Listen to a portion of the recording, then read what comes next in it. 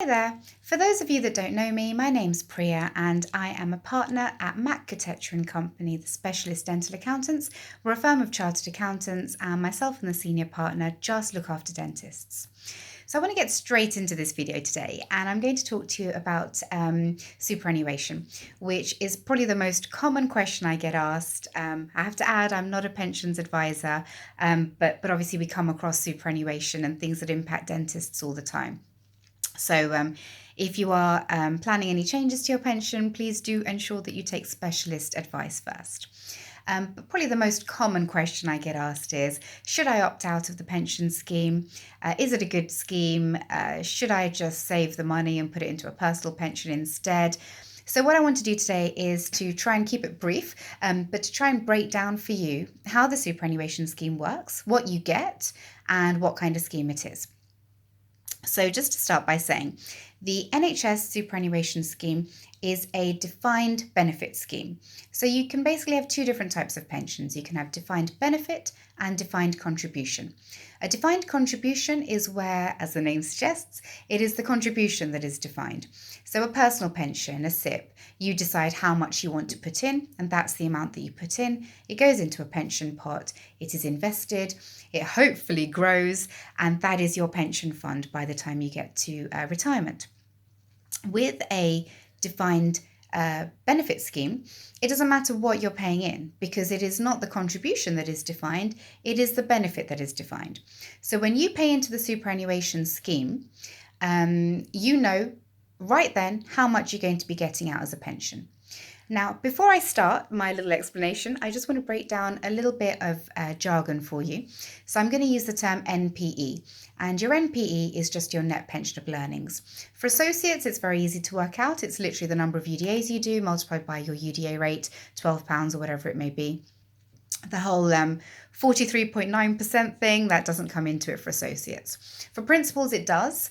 And how you work out your NPE for principals is a little more complicated. It's not complicated, it's just there's a couple more steps that you need to do in the calculation.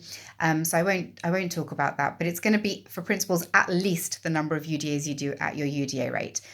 The other thing, or the other type of jargon that I'm sure there was something else jargony that I was going to say. But no, maybe there wasn't because I can't think of what it was now. So when you are looking at your pension, how much you're going to be paying into the superannuation, you first work out your NPE.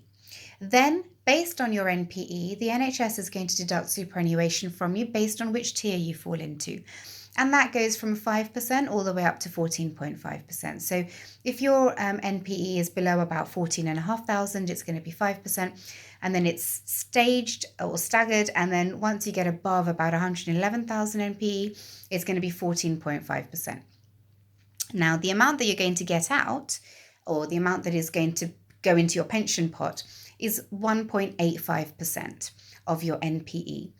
That is for the 2015 scheme. There are two different types of schemes. There's the 95/2008 scheme and there's a 2015 scheme. There's different rates for each. Today we're just going to use the 2015 scheme because I just want to show you how it works, and that's 1.85%. So let's put some figures in because that's the easiest way for you to understand what you're paying in versus what you're getting out. So let's assume that you're just going to work in the NHS for 1 year and your NPE is going to be £50,000 for that year. That puts you in the 12.5% tier. So this means that for that 1 year that your NPE was £50,000, you're going to pay £6,250 into the superannuation scheme. So that's done, and then you go fully private. So let's then fast forward to the time that you retire. Let's say you retire at the age of 70. And let's also say that you live for 20 years, so you die at 90. I'm sure you're going to live a lot longer than that, but for now, let's just pretend it's going to be 20 years. So your pension, as we know, is going to be 1.85% of the 50,000 for each year. It's actually not. It's going to be more than that because it's indexed, so it keeps up with inflation. But for now, let's just ignore that. Let's keep it simple. So that means an annual pension of £925 based on just that one payment of £6,250. So let's assume you live for 20 years. That's £925 per year for 20 years. That comes to £18,500.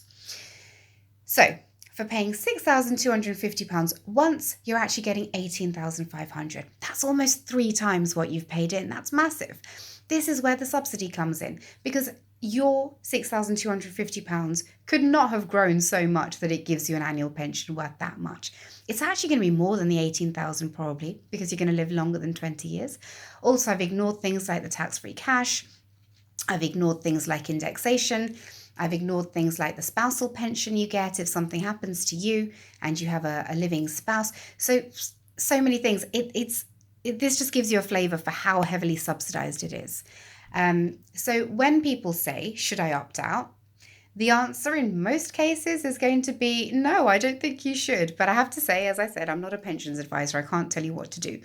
But it's so heavily subsidized. Should I pay into a personal pension instead? Sure, you can, but I don't think you're going to get the same level of benefit because it's not subsidized. So really, with superannuation, I think personally, if I were a dentist, I would max out and I would pay as much as I could into the superannuation scheme. You're very privileged as a dentist. It's only doctors, dentists, teachers, nurses, and MPs, and I believe judges who have a defined contribution scheme that is state-backed in this way. So you're privileged. So in my opinion, you should be grateful for what you've got with the NHS pension and think very, very carefully before opting out. I hope that's been useful. If it has been, please do click subscribe. I will be uploading more videos that will hopefully be equally, if not more useful. Please do put a comment below if there's anything in this video that you didn't quite understand or you want me to explain in more detail, or indeed if there's anything else that you would like me to cover. Thank you for listening and watching. Bye.